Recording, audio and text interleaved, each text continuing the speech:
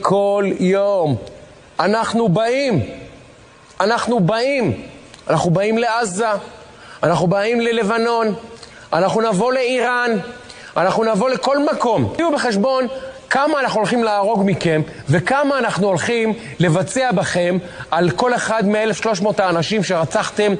לא ראיתם מספרים כאלה בדברי ימי האומה הערבית. אני מעדכן אתכם שזה בא.